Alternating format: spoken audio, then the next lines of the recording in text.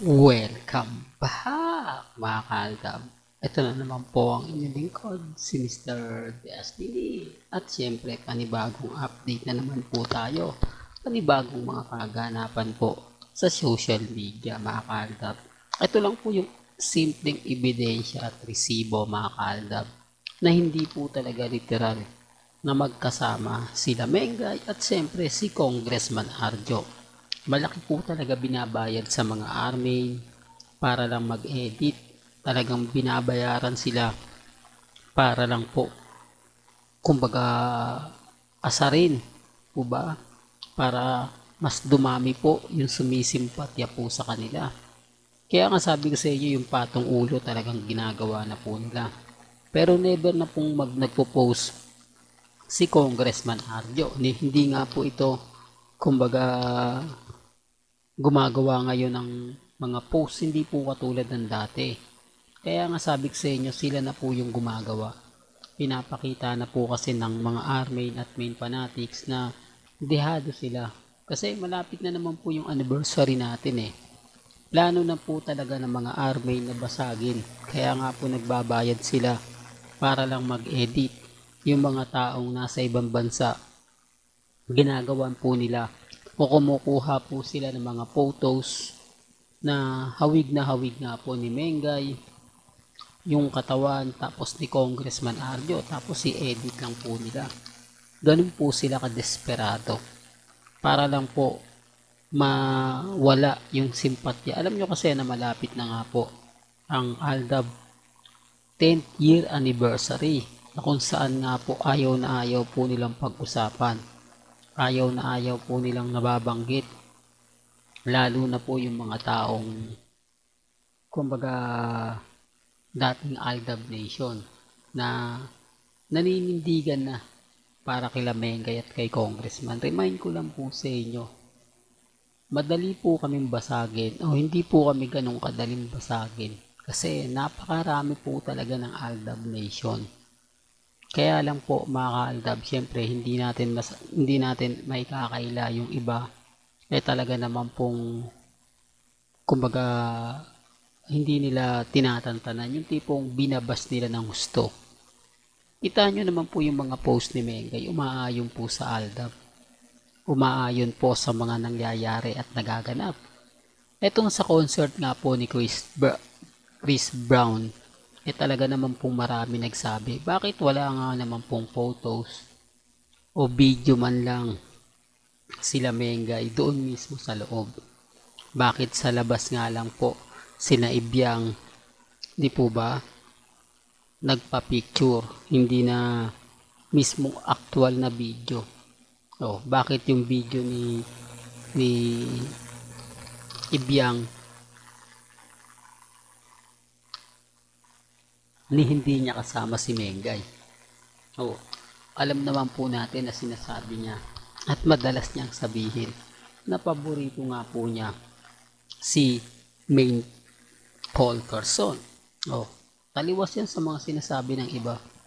Taliwas yan sa mga komento po ng mga kritiko natin. Kasi sinasabi nila na wala daw katotohanan, etc. etc. Wala po kayo maniniwala doon mga kaaldab.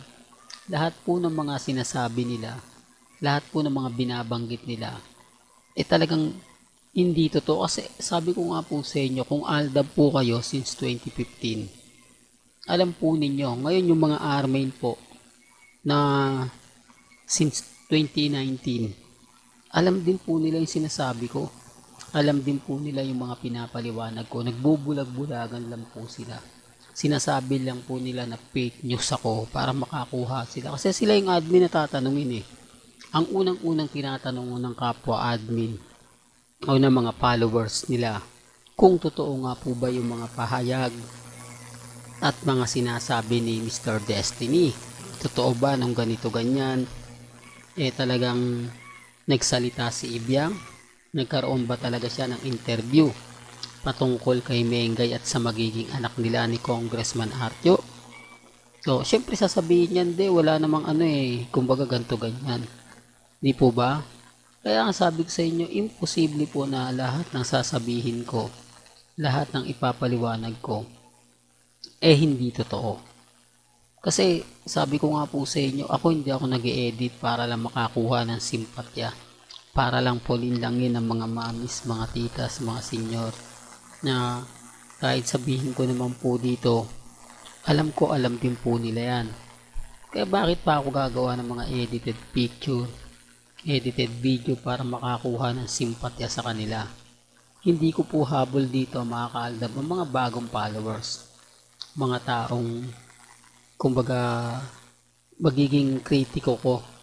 Kasi sabi ko nga po sa inyo, kung 2015 o 2020 hanggang 2025, wala po talaga akong makukuhang followers.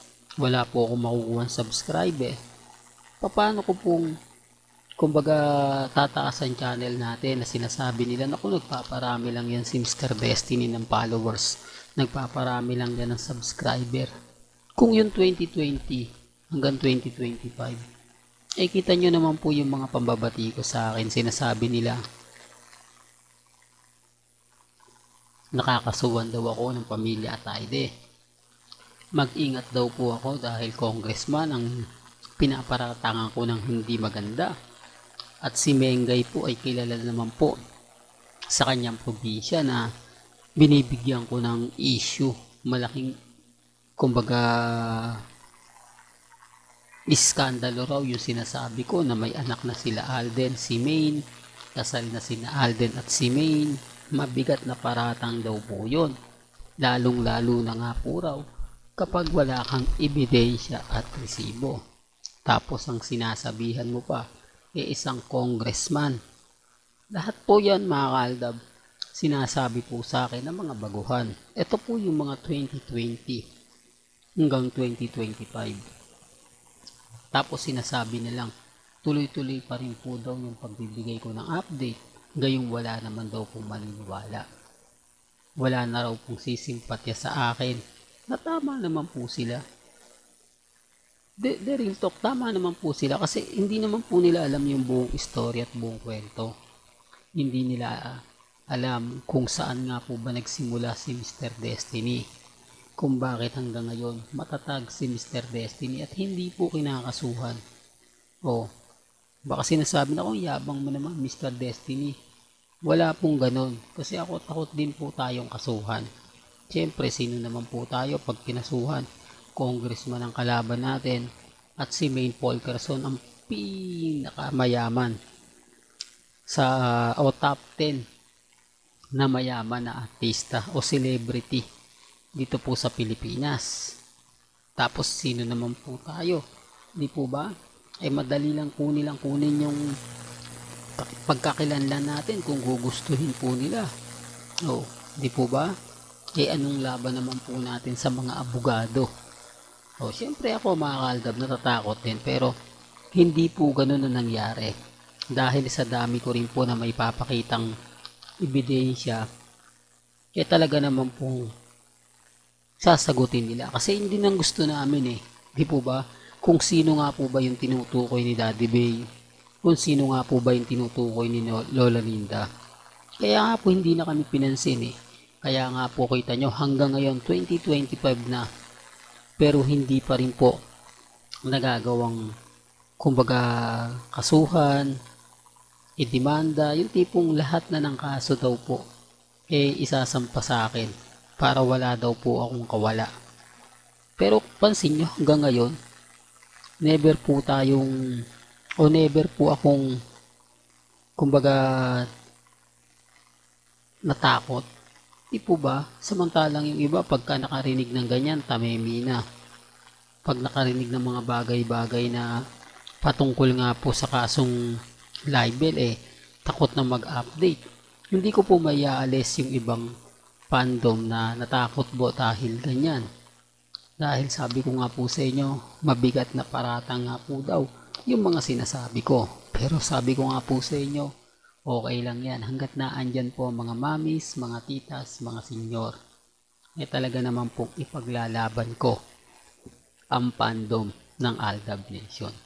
Hanggang dito na lang po ang ating latest updates. Kaya kung gusto nyo po ng pinaka-latest at sariwang update.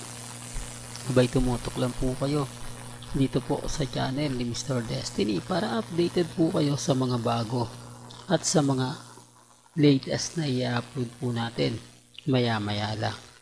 Hanggang sa muli, kaya kung bago ka lang sa channel na to at isa kang true-blooded Aldab Nation na nagmamahal kila Mengay at Tisoy, tama po ang channel na pinuntahan mo, kaya consider na po kitang bagong subscriber at huwag mong kalimutang i-share ang mga video po natin sa mga mami, sa mga titas at sa mga senyor.